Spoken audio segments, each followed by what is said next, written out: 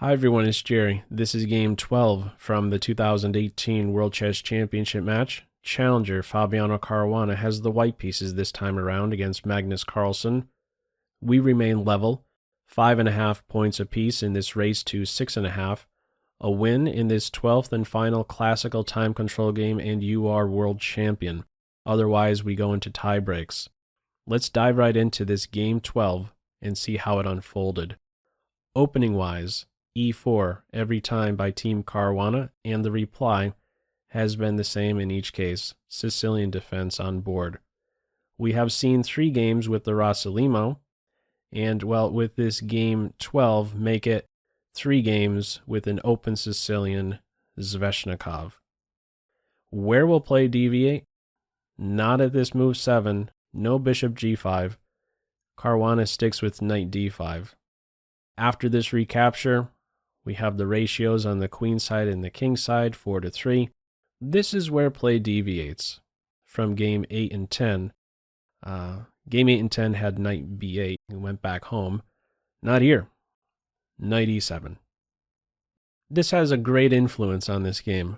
The location of black's knight, the decision by this knight, creates some concessions by both players on the king side especially. And much later on, we're going to see the type of impact it has, this black knight has on the white king. So you'll note from game 8 and 10, when the knight went back home, the follow-up was a4. And white was prepared to meet the move a6 with knight a3 and c4, capitalizing on the weakened b6 square, one way or the other. Not here, though. After knight e7, white does not follow up with a4. In the game, we have c4. Why not a4? Why not just play a4 regardless of where the knight goes, back home or e7? Well, there's a big difference here. I'd like to note what that difference is. After a6, so suppose a4 is played instead of c4, black can give the knight a kick. And where are you going to go with the knight? Going here is best in this position, but at the same time, you don't want to block your c-pawn. You want to have this pawn free to move. What would be the downside with still trying to angle for b6? Well, we see a key difference with the knight on b8 and e7. From e7, it's exerting pressure on the center. After knight a3, there is a check, and black is picking up a pawn. Aha. So, it's first c4. And now, as black, you have to be very careful. I have learned a very good lesson long ago in this position playing as black to not do this move ever again. Don't try to scare the knight away at this moment. In the game, knight g6 is played. a6 is a losing move for black. Can you spot why? Feel free to pause the video. Okay, if a6, a very tempting move, it loses to queen a4. There's no good solution for black. Pawn takes knight, drops the rook. And how are you meeting, playing as black, how would you meet against these two threats? And it doesn't get much more serious than that. Double checkmate is nearby. 2 different knight moves. Bishop here masks the queen from seeing d6. That's a nice smothered mate in 11. Moves. And what about queen block? Well, the knight can jump in, take advantage of this pin. There is no queen takes knight. And then exchange queens and pick up a rook. White is winning. No matter how you look at it. If you play a6, queen a4, game over. Black understands this, of course. Plays knight g6. The bishop is now free to see this pawn. Very important detail. Queen a4 is the follow-up in this game. And there is only one reply by black. Black must play bishop d7. Now there is no smothered mate. The bishop is there defending d6. Queen b4 follows. d6 is hit. Bishop f5, defense now. And at this point, I thought we might see a bit of a repetition. If white wants to go for a threefold repetition draw, white can do that. There's nothing better. There would be nothing better for black than to block on d7. It's an only reply for black to stay in the game. What is tried in this game is h4. No repetition. White's looking to give the knight a kick. This pawn is poisoned, by the way. There are 2 pieces on it, but knight takes h4 means that the queen is now overloaded.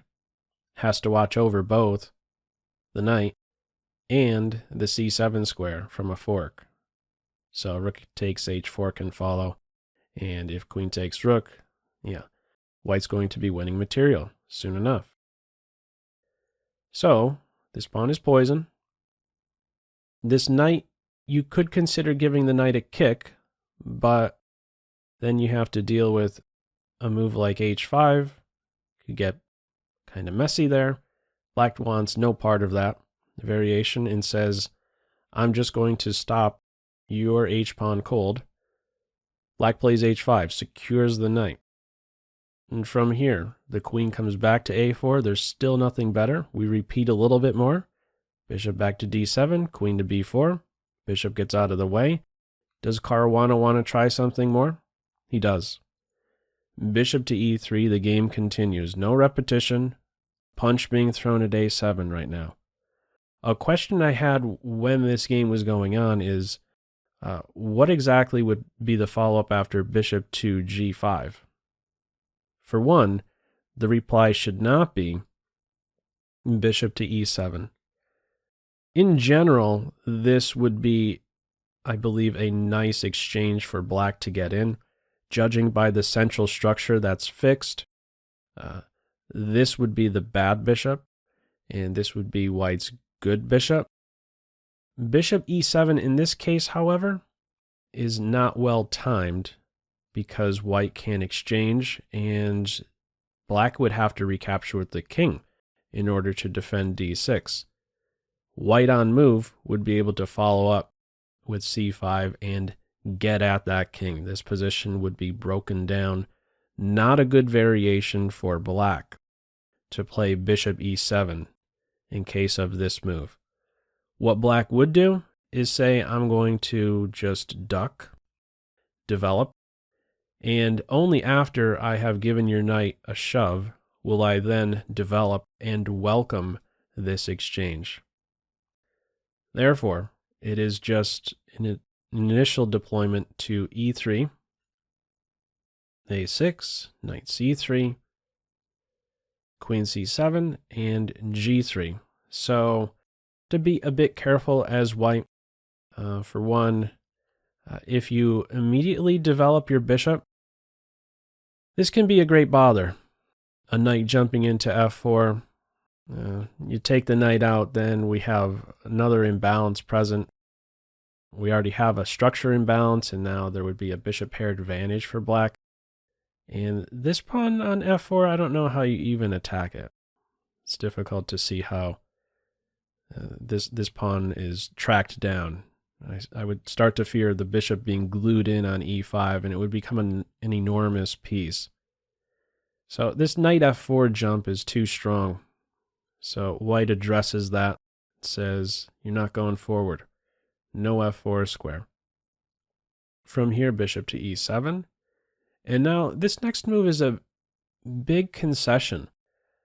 We have the move f3, and this takes into account an idea that black may have. So what is this idea? Well, let's just assume the bishop develops to e2. A move that may be nearby for black is e4. Not saying it is best right now, but it's there. The idea with e4 is to open up a square on e5 for the knight, and black can dream of dropping deep in white's territory on d6, and if ever a capture, this pawn can become passed and well supported by the bishop. So f3 interferes with the e4 push. f3 is securing the e4 square. There is no e4. f3 is also securing a knight improvement. This knight is ready to drift into the center.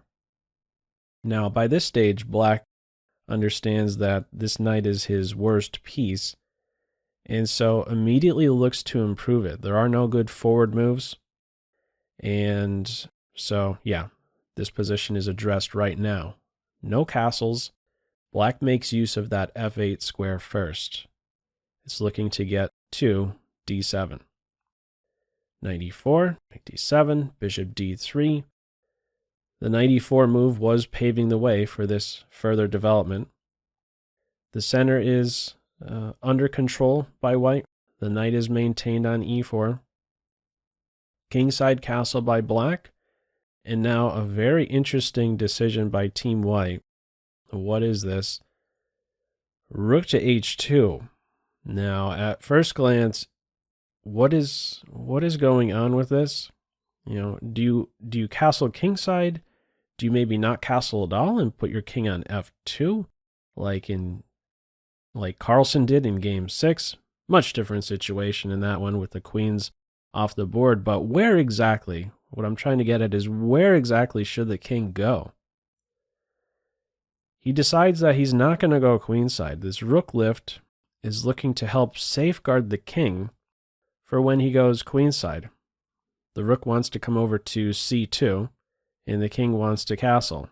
So castling first would not be the greatest choice because this pawn is in a pin, and white would really be asking for b5, taking advantage of the pinned pawn.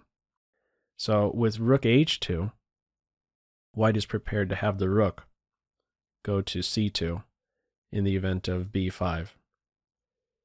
Rook c8, queenside castles right now, and this move is still asking to be played in this position. There still is a pin, and in general it would be a wise choice to open lines in this position type.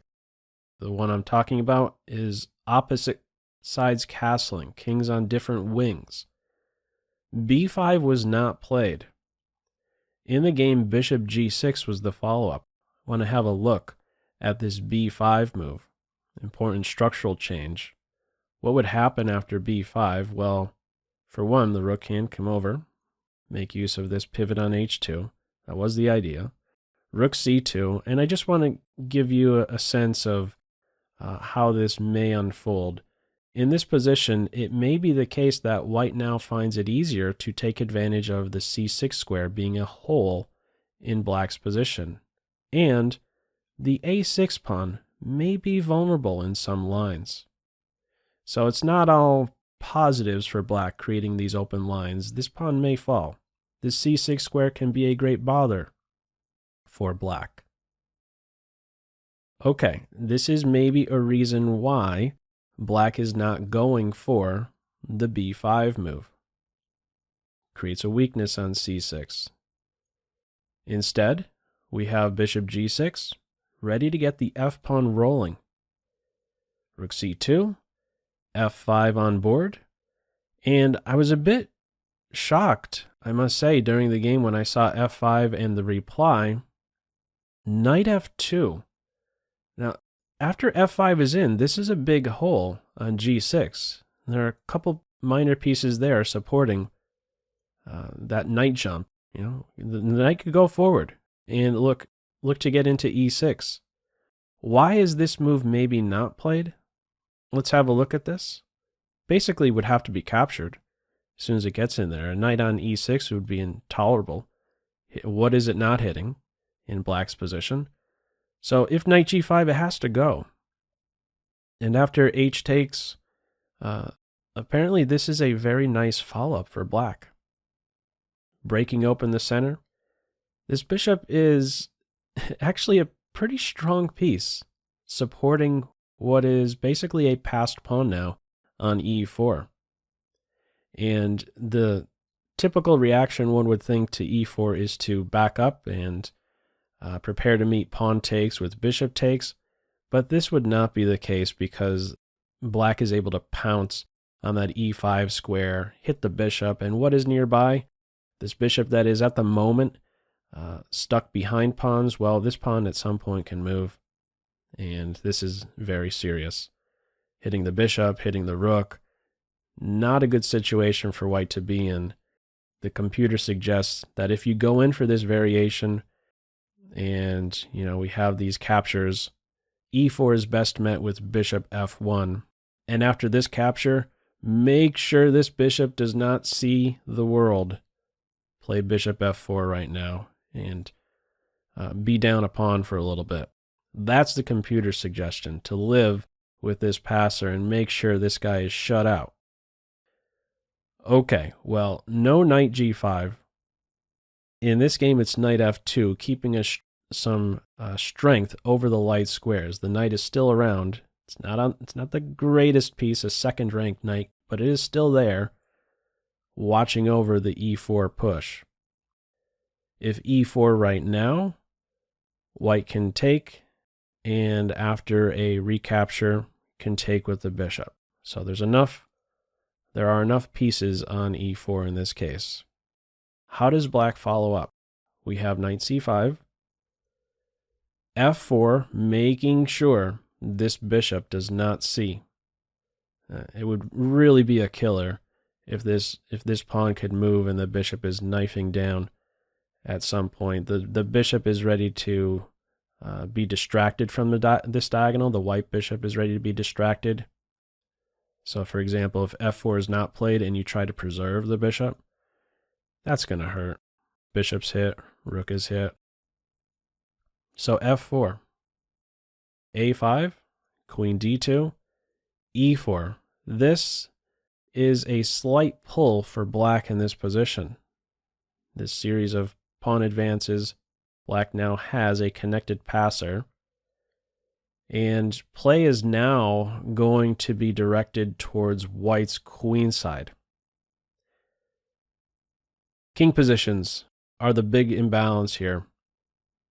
The structure, of course, there's a lot going on there, but the king positions, yeah, that's a big deal. White is going to feel some heat on the queen side, whereas the black king, much more secure. Hard to see how you even get at this black king.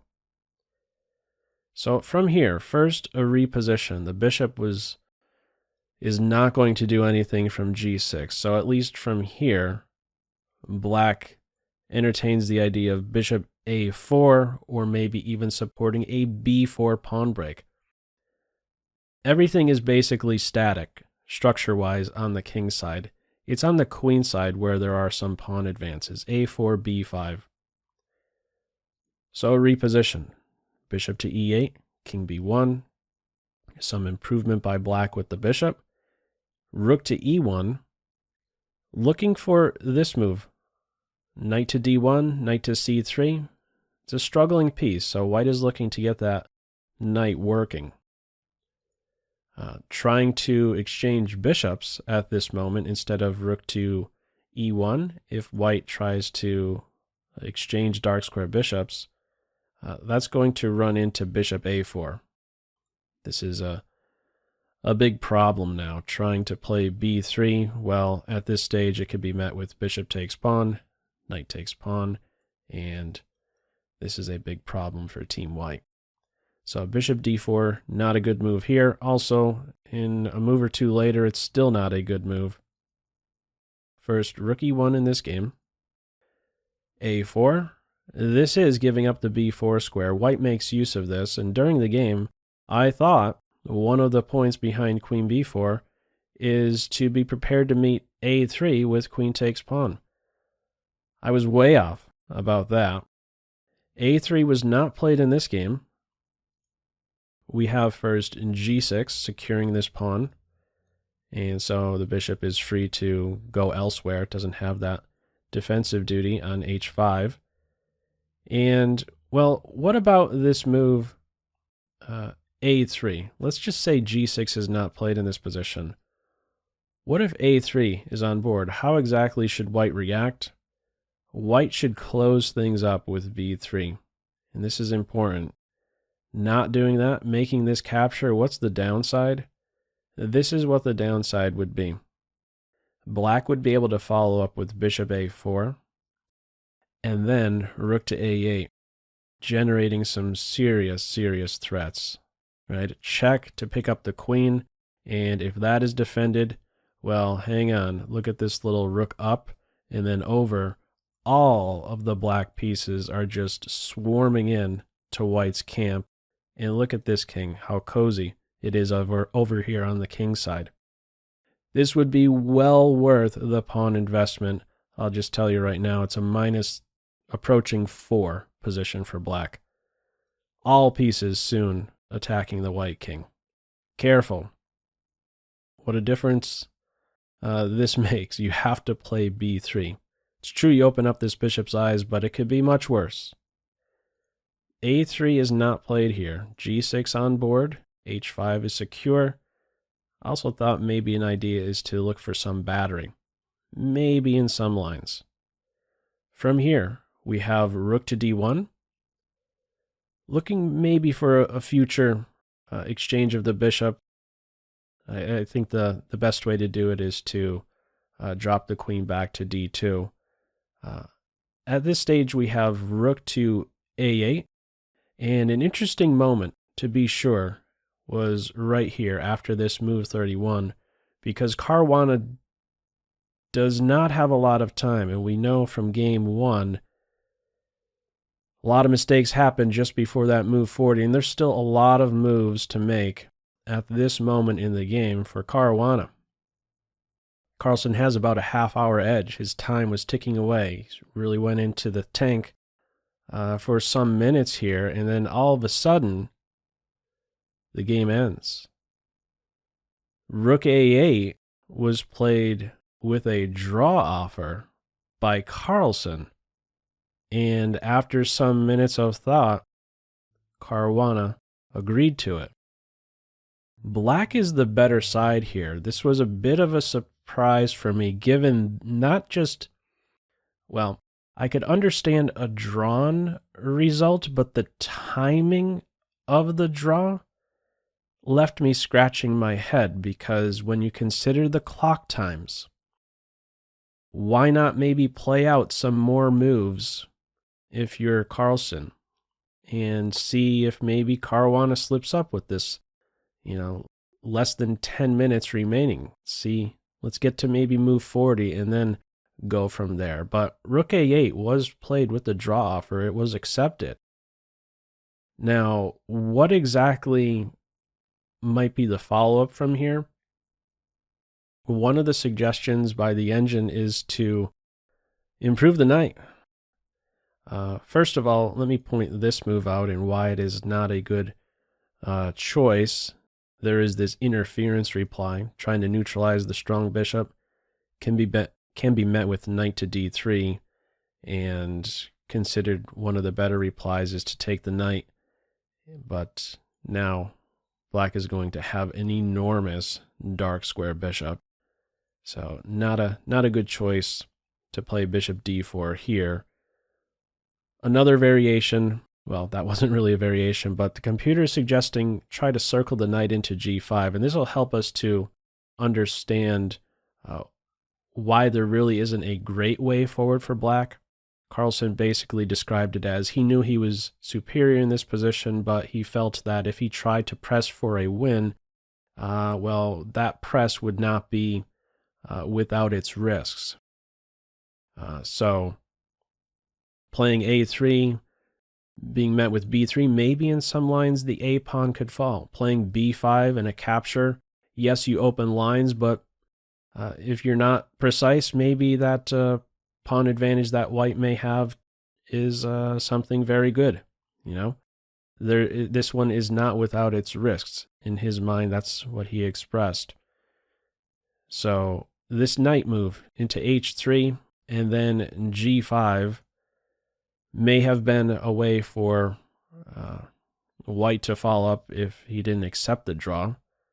Computer is suggesting drop back with the queen and look forward to a dark square bishop exchange. So let me just put some moves on and say that the dark square bishops are eventually exchanged. How exactly to go forward from this position? It's true, the rook can be opposite the king, but this is a pretty compact queenside structure, A, B pawns, A2, B2. And the white queen really stands well in the center, cannot be dislodged. Tough to see how you make progress here. Computer says it's something like a half pawn advantage for black. I believe that's, a lot of weight is given. That assessment is the way it is because of this pawn being passed and connected. But where exactly is there some nice forward progress? It's tough to see where it is in this position. So again, a few more moves could have been played out, but they weren't. Move 31 was as far as we got in this game 12. And so with that, 12 games, 12 draws, it will be, we will have a winner on November 28th, 2018. I guarantee it. It's going to happen that day. November 28th, 2018 is for all the marbles here. Best of 4 rapid games. If it goes further than that, if it's still drawn after that, we go on to the blitz portion. We could potentially have up to 15 more games of chess on November 28th. We're going to see how it all unfolds. Somebody's going to have to fall on that day. Okay, graph for this one, tail of the tape for this one. Let's see. 18 for Team Caruana, average centi-pawn loss, and 16 for Magnus Carlsen. Never really anything too significant here in this one. And yeah, what a way to finish the classical portion. All locked up, top 2 players in the world. And this one's going to tie breaks, just like it did in the last championship, 2016. We're going to see how it all unfolds. And, well, as usual, feel free to leave any feedback to this video in the comments section below. I hope you enjoyed it and maybe took a thing or two away. That's all for now. Take care.